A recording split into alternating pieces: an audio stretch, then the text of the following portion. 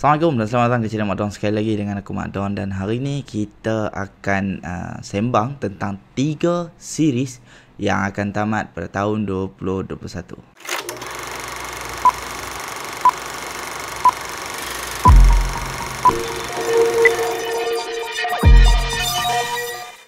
Sebelum aku pergi dengan lebih lanjut, sebelum tu boleh kita sedekahkan Al-Fatihah buat Allahyarhamah Siti Sarah yang baru saja meninggal dunia baru-baru ni sebabkan COVID-19. Dan ucapan takziah untuk Syuaib serta seluruh keluarga dia lah. Semoga apa yang berlaku ni, semoga dipermudahkanlah segala urusan beliau selepas ni. Terima kasih kepada subscriber lama dan selamat datang kepada subscriber baru. Dan kalau hampa suka dengan konten-konten yang aku hasilkan, hampa boleh tekan button subscribe dan juga button notification so that you guys tak terlepas dengan video-video yang aku upload selepas ni. Sebelum tu aku nak cakap yang terima kasih juga kepada SamtraFX sebab sudi bagi kat aku t-shirt ni secara percuma. Minggu lepas aku ada upload satu video tentang SamtraFX. Ni bukan logo dia, ni logo SamtraFX ada dekat tepi ni. SamtraFX ni adalah sebuah company trading yang mana menyediakan platform untuk hampa trade serta untuk hampa belajar secara percuma ni, kerana hampa tak payah nak bayar mereka untuk belajar. Once hampa register dan hampa trade menggunakan SamtraFX, hampa ada account SamtraFX, hampa layak untuk join kelas webinar mereka yang mana ada cikgu-cikgu yang pengalaman yang mempunyai testimoni yang khas daripada mereka punya student. Kalau setengah orang mereka tak percaya kan dengan testimoni ni katanya boleh buat, jangan risau. Dekat SamtraFX testimoni dia mai daripada Facebook pengajar itu sendiri. Ada student yang pernah pergi kelas cikgu tu komen sendiri dekat Facebook cikgu tu, bukannya dekat Facebook SamtraFX, dekat Facebook cikgu yang mengajar kelas tersebut. So kalau tu tak genuine lagi, aku tak tahulah. Kalau hampa nak join untuk tahu dengan lebih lanjut tentang SamtraFX, aku dah sediakan link dekat bawah ni, apa boleh tekan. Okey, hari ni kita nak sembang tentang 3 series yang bukan tamat dia 2021 tapi dia punya final season ditayangkan 2021. Kalau dia punya episod kita tak tahu lagi berapa banyak. So kalau episod dia tu drag sampai 2022, makanya 2022 lah tamat. Cuma dia punya final season ditayangkan pada 2021. Dan yang paling penting tak ada Peaky Blinders. Sebab Peaky Blinders masih lagi lepas dah tamat syuting, cuma mereka tak umum lagi tarikh tayangan bila mereka nak on air. Dan katanya mereka tengah sembang untuk new platform. Mereka tak mau tayang dekat BBC, mungkin BBC pun tayang dan another platform pun tayang, kita tak tahu. Aku pun hari tu yang aku last baca adalah katanya producer dia nak cari platform baru untuk tayang Peaky Blinders. And we are hoping that mereka consider untuk tayang dekat Netflix lah. Netflix ni jenis tayang satu season tu full episode tu hang tak payah nak tunggu, hang boleh binge watch the whole season dekat Netflix. Kalau BBC ke apa ke semua ke Disney ke kan, mereka akan tayang episod 1 minggu ni, minggu depan satu episod lagi. So kita kena tunggu benda tu dekat Netflix sekali harung lah. Alright, so series yang pertama adalah Lucifer. Lucifer ni akan ditayangkan pada 10 September ni. Mula ditayangkan pada tahun 2016 dan tahun 2021 ni adalah final season dia. Total season yang ada dalam Lucifer ni ada 6. Lucifer ni boleh katakan macam series superhero jugalah yang dia kata di-createkan dalam dunia DC sendiri. Aku ada tengok kat TikTok itu ada ter-scroll, mereka tunjukkan yang Lucifer pernah cameo dalam The Flash punya series. Makanya make sense lah untuk Lucifer ni adalah watak DC Comics. Aku tak tahu sebab aku bukannya peminat tegar DC Comics. Series ni create by Tom Capinos. Lead actor dia adalah Tom Ellis dan juga Lauren German serta lain-lain lagi. Dia mengisahkan tentang Lucifer Morningstar ni, seorang devil, as in Lucifer himself lah kan, the devil.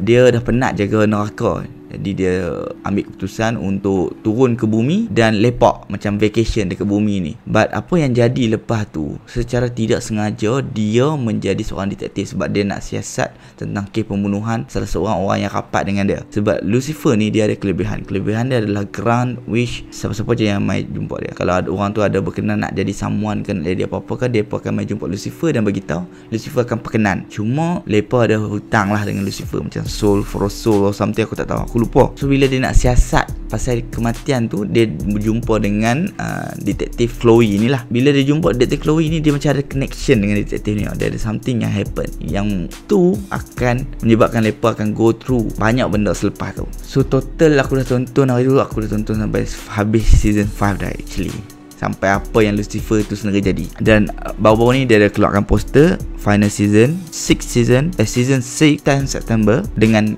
headline all bad things must come to an end. Dan aku teruja untuk tonton sebab aku ingat season 5 ni dah tamat dah sebenarnya. And the reason why aku tonton, aku binge watch Lucifer ni sebab aku ingat season 5 tu dah final. Sekali rupanya tak final lagi. Aku google kat internet, rupanya ada season 6 tengah shooting bla bla bla, and now dah official nak keluar 10 September ni. Tu apa yang best dalam Lucifer ni, kalau siapa yang tak tonton lagi, bagi aku apa yang best adalah tentang storyline dia lah. Storyline dia tentang how the devil ni, penjaga neraka ni turun nak vacation dekat bumi, and then tiba-tiba jadi detektif. Kemudiannya apa yang dia unfold lepas tu, kes pembunuhan, misteri, semua tu, power trick, semua tu best. Intrigue punya plot up and down, dia tak sekata, dia tak macam kes pembunuhan je. Cuma yang bagus dia kat sini, lepas tak drag sampai berjela-jela. Sebab kalau kau tengok Supernatural, aku dah stop watching Supernatural. Aku rasa dah habis aku, cuma aku tak sempat nak tonton sampai habis because too much. Aku start watch dari season 1 sampai dah season berapa dah, still tak habis-habis. Lagi-lagi aku give up. Jadinya dekat Lucifer ni, dia stop dekat season 6, which a good thing lah. Second, apa yang best adalah tentang karakter devil ni. Salah dia seorang yang kind of funny, and dia tak boleh menipu. Bila dia turun kat bumi, dia tak boleh menipu. Apa yang dia cakap adalah tentang kebenaran semata-mata. Yang ketiga, tentang dark humor dia lah. Okay? Dark humor dia sebab kan benda ni berkait rapat dengan God, and then the angel and the devil, semua-semua ni, and the demon. Jadi dark humor yang mereka pamerkan dalam ni lawak lah kira. Hang bayangkan God turun ke bumi untuk jumpa anak-anak dia, tiba-tiba gaduh, lagi-lagi kena pergi terapi. kena ikut anak dia pergi terapi, consult terapi. Lawak lah, benda tu lawak lah bila hang all knows kot. Orang kiranya God dalam filem ni lah kan, Tuhan yang maha mengetahui, dan tiba-tiba kena pergi sesi counselling sebab tak sebulu dengan anak dia. Dalam series ni dark humor dia not bad lah untuk kita enjoy. Dan janganlah sampai hype game berkata hang dah terpesong iman hang lah, apalah semua. Sebab payahlah orang Malaysia ni orang Melayu lah especially kan, yang mana kata Islam ni, dia pun sikit-sikit nak kaitkan dengan terpesong iman lah, apalah. We just watch it. Kalau benda tu tak menggugat iman kita ke apa, kau menyebabkan kita tak apa yang takut sangat. Hari tu Percy Jackson siapa-siapa tonton jadi kafir. Aku macam madu. Hari ridiculous gila apa ni, tak make sense langsung. Apa yang kurang mengingat adalah dia kinda dragging sikit, sebab kan dia terlalu banyak kes pembunuhan yang dia pi. Aku expect yang dia related lah, which doesn't make sense, and susah lah nak buat benda tu. Cumanya dia terlalu banyak kes yang dia soft, and ada kes yang tak menarik pun untuk kita watch, di mana kat situ dia dipotong steam sikit. Yang kedua, tentang ada satu season tu lepas Angel versus Demon tau. Dekat situ I was hoping something yang macam more powerful and cinematic lah. Lepas buat benda tu macam biasa saja. Rugilah potong steam juga dekat situ. Jadi kalau hampa nak tonton, hampa boleh tonton lah sebelum hampa pergi tonton 10 September ni. Susah lah nak habis sebulan untuk 5 season, tapi cubalah tonton dan keep up supaya nanti hampa boleh tonton juga season 6 ni pada tahun ni. Reason dia adalah sebab macam yang aku cakap, bagi orang spoil dalam TikTok, dalam social media, bila series tu best, orang akan spoil. Tambah-tambah bila hang dah start watch, benda tu akan naik dekat hang punya TikTok lah, apalah. Dia macam algoritma dia play dekat situ tak. Pernah kan bila hang tengah scroll tentang suatu filem, tiba-tiba filem yang berkait rapat dengan tiba-tiba story ataupun ads yang berkait rapat dengan filem tu akan muncul kat hangpa punya dekat phone hangpa. Macam tu juga bila kita tonton series ni. Bila hangpa start tonton series dekat Netflix, dia akan related. Susah untuk hangpa avoid spoiler unless hangpa tak kisah pasal spoiler. Series yang kedua adalah Money Heist, La Casa de Papel. Money Heist ni ditayangkan pada 2017 dan dia ada 4 season saja. And make sense lah untuk season keempat dia nak stop. Kalau tidak dia akan jadi terlalu drag. Akan ditayangkan 3 September ni untuk volume pertama. Volume kedua akan ditayangkan pada 3 Disember. Dia pecahkan kepada 2 volume, dan setiap volume ada 5 episod saja. So 5 episod untuk volume pertama pada 3 September ni, 5 episod lagi untuk volume kedua pada 3 September ni. Dia ada season dia ada 5 bukan 4. Aku confused. Dan dia juga dah umum baru-baru ni lah yang nak keluar pada yang tarikh yang aku beritahu tadi, dengan headline dia A Robbery Will Turn into a War. Sebuah rompakan yang bertukar menjadi medan peperangan. Money Heist ni diterajui oleh Ursula Corberó, Alvaro Mort, Itzia Huno dan lain-lain lagi lah, ramai cast dia. Apa yang best tentang Money Heist ni adalah tentang variation of character dia. Ada banyak karakter dalam series ni and each of them ada mereka punya keunikan masing-masing yang akan merancakkan lagi story cerita ni. Storyline dalam Money Heist ni not bad and best, entertaining lah. Senang cerita, dia ada up and down. Bila hang tonton series ni, dia jalan cerita dia macam tak satu hala, dia back and forth, present and past. Lepas tu taat genting tu dengan profesor punya planning apa semua benda tu yang merancakkan lagi situasi tu. Yang ketiga, editing dan juga pacing dia. Ni relate dengan storyline tadi dah. Cara editing yang mereka buat dalam ni, orang kata kena dengan scene tersebut dan kena dengan genre filem ni. Pacing cerita ni pula dia tak slow, dia tak cepat, dia just ngam. Kalau dia terlalu slow, hang akan terlalu boring. Kalau dia terlalu cepat, hang takkan tahu apa yang berlaku. Makanya hang pun akan boring, hang akan stop watch. Apa yang tak best tentang Money Heist ni bagi aku adalah dia ada unnecessary situation yang mana tak perlu create pun situation tu dalam robbery tu, tapi mereka buat nak bagi nampak too much conflict, nak bagi nampak dramatik apa semua. Jadi agak spoil sikit lah. Dan juga ianya too draggy, dia terlalu ngarut, terlalu drag sangat. Macam bila season 4 yang ada yang lepas pergi rompok, lepas tu dia punya pegawai tu bodyguard, head of security kalau tak salah aku kan, dia kan bekas army, dia bunuh Nairobi, aku lupa nama dia, minta maaf. Dia bunuh Nairobi. Lepas tu bila dia lari nak lepaskan diri, ramai-ramai tembak kawan tu tapi tak kena sebutir peluru pun.